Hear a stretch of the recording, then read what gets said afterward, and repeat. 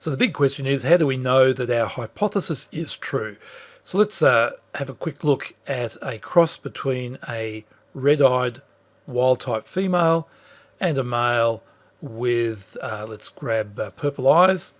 Let's select them for mating. We'll mate them together, take the offspring, mate them together, and here are our results.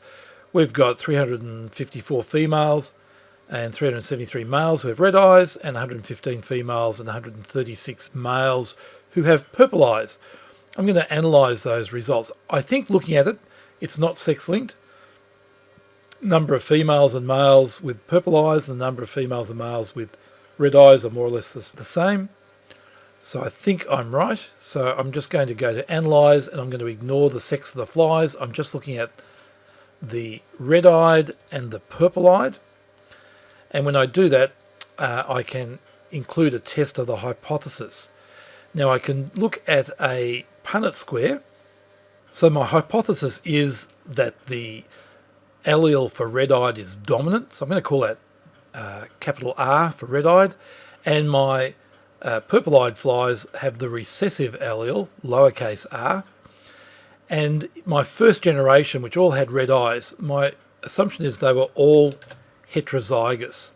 So they will each donate to their offspring either a big R or a little r, a dominant allele or a recessive allele.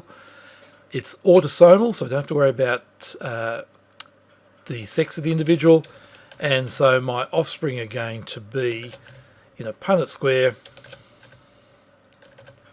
that, which gives me a ratio of 3 individuals who are red-eyed to every 1 individual who's purple-eyed, a ratio of 3 to 1, or 75% to 25%.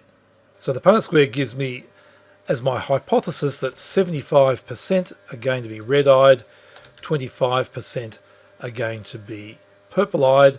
I test the hypothesis and I get a value of 0.23 with 1 degree of freedom.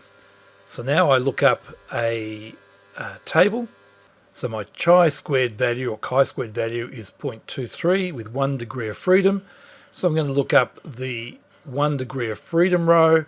I'm looking for 0.23, and 0.23 is going to sit somewhere between 0.1 and 0.9.